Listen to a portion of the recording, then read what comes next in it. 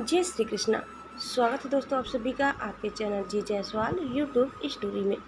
दोस्तों आज हम सुनेंगे श्रीमद् भागवत महापुराण कथा 8वें स्कंद का 3रा अध्याय। दोस्तों आज हम इस वीडियो में एक साथ 2 अध्याय सुनेंगे। दोस्तों आइए सबसे पहले हम जानते हैं इस वीडियो में गजेंद्र के द्वारा भगवान की स्तुति और उसका संकट से मुक्त होना। श्री सुखदेव जी कहते हैं, परीक्षित अपनी बुद्धि से ऐसा निश्चय करके गजेंद्र ने अपने मन को हृदय में एकाग्र किया और फिर पूर्व जन्म में सीखे हुए श्रेष्ठ स्तोत्र के जप द्वारा भगवान की स्तुति करने लगा। गजेंद्र ने कहा, जो जगत के मूल कारण है और सबके हृदय में पुरुष के रूप में विराजमान है एवं समस्त जगत के एकमात्र स्वामी है, जिनके कारण इस संसार में चेतना का विस्तार होता है, उन भगवान को मैं नमस्कार करता हूँ, प्रेम से उनका ध्यान करता हूँ। यह संसार उन्हीं में स्थित है, उन्हीं की सत्ता से प्रतीत हो रहा है, वे ही इसमें व्याप्त हो रहे हैं और स्वयं वे ही इसके रूप में प्रकट हो रहे हैं। यह सब होने पर भी वे इस संसार और इसके कारण प्रकृति से सर्वथा परे हैं। उन स्वयं प्रकाश स्वयं सिद्ध सत्तात्मक भगवान की मैं शरण ग्रहण करता हूँ। यह विश्व प्रपंच उन्हीं की माया से उनमें अध्यस्त है। यह कभी प्रतीत होता है तो कभी नहीं, परंतु उनकी दृष्टि ज्यों की त्यों एक सी रहती है। वे इसके साक्षी हैं और उन दोनों को ही देखते रहते हैं। वे सब के मूल हैं और अपने मूल भी वही है, कोई दूसरा उनका कारण नहीं है। वे ही समस्त कार्य और कारणों से अतीत प्रभु मेरी रक्षा करें। प्रलय के समय लोक लोकपाल और इन सब के कारण संपूर्ण रूप से नष्ट हो जाते हैं। उस समय केवल अत्यंत घना और गहरा अंधकार ही अंधकार रहता है, परंतु अनंत परमात्मा उससे सर्वथा परे विराजमान रहते हैं। वे ही प्रभु मेरी रक्षा करें। उनकी लीलाओं का रहस्य जानना बहुत ही कठिन है। वे नट की भांति अनेकों भेष धारण करते हैं। उनके वास्तविक स्वरूप को न तो देवता जानते हैं और न ऋषि ही। फिर दूसरा ऐसा कौन प्राणी है जो वहां तक जा सके और उसका वर्णन करे। वे प्रभु मेरी रक्षा करें, जिनके परम मंगलमय स्वरूप का दर्शन करने के लिए महात्मा गण संसार की समस्त आसक्तियों का परित्याग कर देते हैं और वन में जाकर अखंड भाव से ब्रह्मचर्य आदि अलौकिक व्रतों का पालन करते हैं तथा अपने आत्मा को सबके हृदय में विराजमान देखकर स्वाभाविक ही सबकी भलाई करते हैं। वे मुनियों के सर्वस्व भगवान मेरे सहायक हैं। वे ही मेरी गति है, वह न उनके जन्म कर्म है और न नाम रूप। फिर उनके संबंध में गुण और दोष की तो कल्पना ही कैसे की जा सकती है। फिर भी विश्व की सृष्टि और संहार करने के लिए समय समय पर वे उन्हें अपनी माया से स्वीकार करते हैं। उन्हीं अनंत शक्तिमान असर्वमय परम ब्रह्मा परमात्मा को मैं नमस्कार करता हूँ। वे अरूप होने पर भी बहुरूप है। उनके कर्म अत्यंत आश्चर्यमय है। मैं उनके चरणों में नमस्कार करता हूँ। स्वयं प्रकाश के सबके साक्षी परमात्मा को मैं नमस्कार करता हूँ। जो मन वाणी और चित्त से अत्यंत दूर हैं, उन परमात्मा को मैं नमस्कार करता हूँ। विवेकी पुरुष कर्म संन्यास अथवा कर्म समर्पण के द्वारा अपना अंतःकरण शुद्ध करके जिन्हें प्राप्त करते हैं तथा जो स्वयं तो नित्य मुक्त परमानंद एवं ज्ञान स्वरूप है ही, दूसरों को कैवल्य मुक्ति देने की सामर्थ्य भी केवल उन्हीं में है। उन प्रभु को मैं नमस्कार करता हूँ जो सत्व रज तम इन 3 गुणों का धर्म स्वीकार करके क्रमशः शांत घोर और मूढ़ अवस्था विधारण करते हैं। उन भेद रहित संभाव से स्थित एवं ज्ञान घन प्रभु को मैं बार बार नमस्कार करता हूँ। आप सबके स्वामी, समस्त क्षेत्रों के एकमात्र ज्ञाता एवं सर्वसाक्षी है, आपको मैं नमस्कार करता हूँ। आप स्वयं ही अपने कारण है, पुरुष और मूल प्रकृति के रूप में भी आप ही है। आपको मेरा बार बार नमस्कार है। आप समस्त इंद्रिय और उनके विषयों के दृष्टा है, समस्त प्रतीतियों के आधार है। अहंकार आदि छाया रूप असत वस्तुओं के द्वारा आपका ही अस्तित्व प्रकट होता है। समस्त वस्तुओं की सत्ता के रूप में भी केवल आप ही भास रहे हैं। मैं आपको नमस्कार करता हूँ। आप सबके मूल कारण हैं, आपका कोई कारण नहीं है तथा कारण होने पर भी आप में विकार या परिणाम नहीं होता। इसलिए आप अनोखे कारण हैं। आपको मेरा बार बार नमस्कार।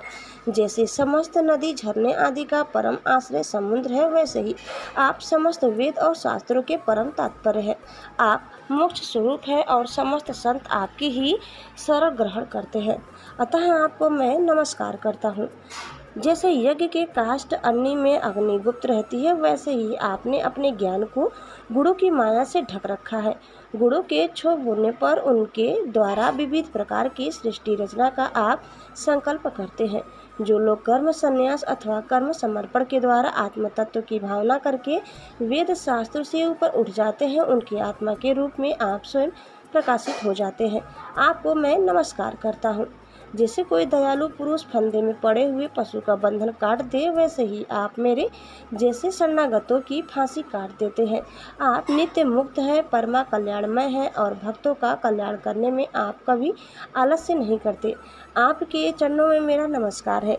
समस्त प्राणियों के हृदय में अपने अंश के द्वारा अंतरात्मा के रूप में आप उपलब्ध होते रहते हैं। आप सर्वेश्वर पूर्ण एवं अनंत है। आपको मैं नमस्कार करता हूँ। जो लोग शरीर, पुत्र, गुरुजन, गृह, संपत्ति और स्वजनों में आसक्त है, उन्हें आपकी प्राप्ति अत्यंत कठिन है, क्योंकि आप स्वयं गुणों की आसक्ति से रहित है। जीवन मुक्त पुरुष अपने हृदय में आपका निरंतर चिंतन करते रहते हैं। उन्हें सर्वेश्वर पूर्ण ज्ञान स्वरूप भगवान मैं आपको नमस्कार करता हूँ। धर्म, अर्थ, काम और मोक्ष की कामना से मनुष्य उन्हीं का भजन करके अपनी अभीष्ट वस्तु प्राप्त कर लेते हैं। इतना ही नहीं, वे उनको सभी प्रकार का सुख देते हैं और अपने ही जैसा अविनाशी पार्षद शरीर भी देते हैं।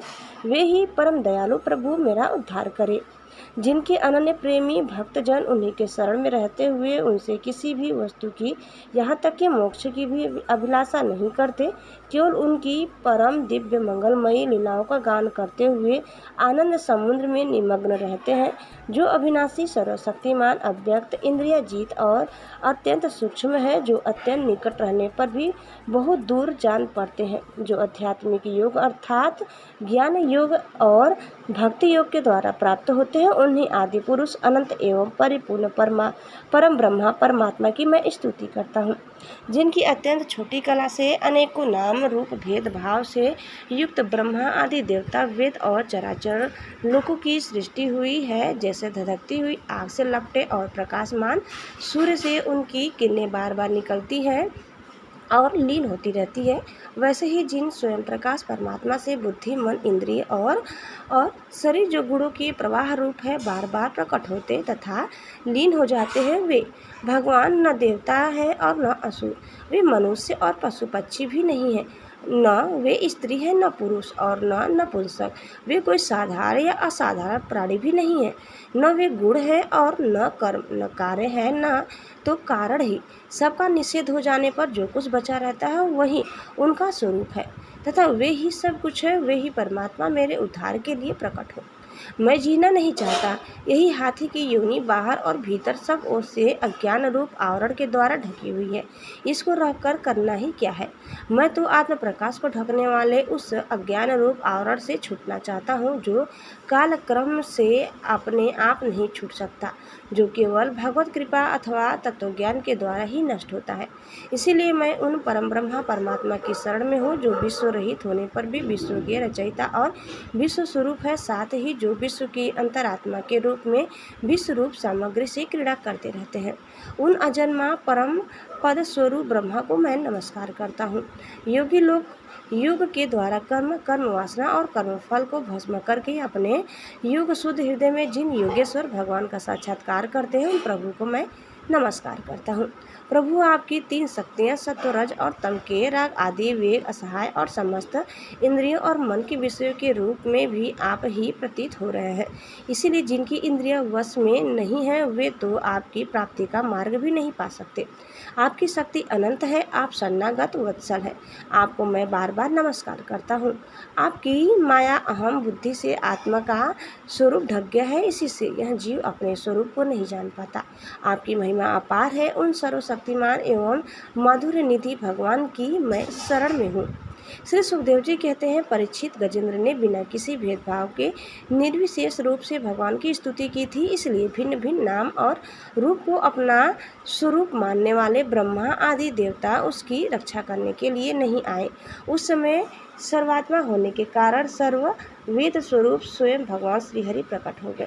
विश्व के एकमात्र आधार भगवान ने देखा कि गजेंद्र अत्यंत पीड़ित हो रहा है, अतः उसकी स्तुति सुनकर वेदमय गरुड़ पर सवार हो चक्रधारी भगवान बड़ी शीघ्रता से वहां के लिए चल पड़े। जहां गजेंद्र अत्यंत संकट में पड़ा हुआ था, उसके साथ स्तुति करते हुए देवता भी आए। सरोवर के भीतर बलवान ग्रह ने गजेंद्र को पकड़ रखा था और वह अत्यंत व्याकुल हो रहा था। जब उसने देखा कि आकाश में गरुड़ पर सवार होकर हाथ में चक्र लिए भगवान श्री हरि आ रहे हैं, तब अपने शुंड में कमल का एक सुंदर पुष्प लेकर उसने ऊपर को उठाया और बड़े कष्ट से बोला, नारायण जगतगुरु भगवान, आपको नमस्कार है। जब भगवान ने देखा कि गजेंद्र अत्यंत पीड़ित हो रहा है, तब वे एक बार की गरुड़ को छोड़कर कूद पड़े और कृपा करके गजेंद्र के साथ ही ग्रह को भी बड़ी शीघ्रता से सरोवर से बाहर निकाल लाए। फिर सब देवताओं के सामने ही भगवान श्री हरि ने चक्र से ग्रह का मोड़ फाड़ डाला और गजेंद्र को छुड़ा लिया। दोस्तों, इस प्रकार कथा यह समाप्त होती है। अब आप सुनिए 8वें स्कंद का चौथा अध्याय। यह अध्याय है गज और ग्रह का पूर्व चरित्र तथा उनका उद्धार। श्री सुखदेव जी कहते हैं, परीक्षित, उस समय ब्रह्मा, शंकर आदि देवता, ऋषि और गंधर्व श्रीहरि भगवान के इस कर्म की प्रशंसा करने लगे तथा उनके ऊपर फूलों की वर्षा करने लगे। स्वर्ग में दुदुम्बियां बजने लगी, गंधर्व नाचने लगे, ऋषि, चारण और सिद्धगण भगवान पुरुषोत्तम की स्तुति करने लगे। इधर वह ग्रह तुरंत ही परम आश्चर्य दिव्य शरीर से संपन्न हो गया। यह ग्रह इसके पहले हुहु नाम का एक श्रेष्ठ गंधर्व था। देवल के शाप से उसे यह गति प्राप्त हुई थी। अब भगवान की कृपा से वह मुक्त हो गया। उसने सर्वेश्वर भगवान के श्री चरणों में सिर रखकर प्रणाम किया। इसके बाद वह भगवान के सुयश का गान करने लगा। वास्तव में अविनाशी भगवान ही सर्वश्रेष्ठ कीर्ति से संपन्न है। उन्हीं के गुण और मनोहर लीलाएं गान करने योग्य है। भगवान की कृपा पूर्ण स्पर्श से उसके सारे पाप ताप नष्ट हो गए। उसने भगवान की परिक्रमा करके उनके चरणों में प्रणाम किया और सबके देखते देखते अपने लोक की यात्रा की। गजेंद्र भी भगवान का स्पर्श होते ही अज्ञान से मुक्त हो गया। उसे भगवान का ही रूप प्राप्त हो गया। वह पीताम्बरधारी एवं चतुर्भुज बन गया।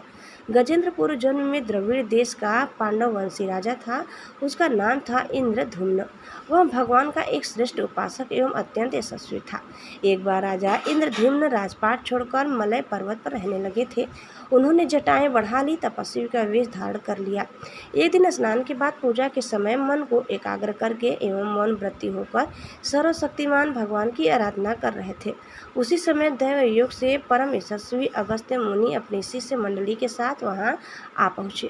उन्होंने देखा कि यहाँ प्रजापालन और गृहस्थ योचित अतिथि सेवा आदि धर्म का परित्याग करके तपस्वियों की तरह एकांत में चुपचाप बैठकर उपासना कर रहा है। इसलिए वे राजा इंद्रद्युम्न पर क्रुद्ध हो गए। उन्होंने राजा को यह शाप दिया, इस राजा ने गुरुजनों से शिक्षा नहीं ग्रहण की है, अभिमानवश परोपकार से निवृत्त होकर मनमानी कर रहा है। ब्राह्मणों का अपमान करने वाला यह हाथी के समान जड़ बुद्धि है, इसलिए इसे वही घोर अज्ञानमय हाथी की योनि प्राप्त हो। श्री सुखदेव जी कहते हैं, परीक्षित, शाप एवं वरदान देने में समर्थ अगस्त ऋषि इस प्रकार शाप देकर अपनी शिष्य मंडली के साथ वहां से चले गए। राजर्षि इंद्रधुम्न ने यह समझकर संतोष किया कि वह मेरा प्रारब्ध ही था।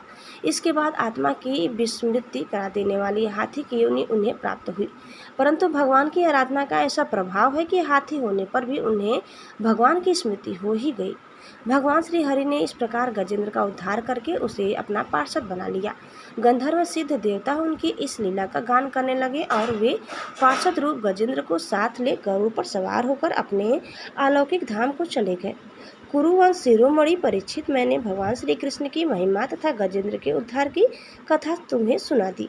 यह प्रसंग सुनने वालों के कलिमल और दुस्वप्न को मिटाने वाला एवं यश, उन्नति और स्वर्ग देने वाला है। इसी से कल्याणकामी द्विजगण दुख स्वप्न आदि की शांति के लिए प्रातःकाल जागते ही पवित्र होकर इसका पाठ करते हैं। परीक्षित, गजेंद्र की स्तुति से प्रसन्न होकर सर्वव्यापक एवं सर्वभूत स्वरूप श्रीहरि भगवान ने सब लोगों के सामने ही उसे यह बात कही थी।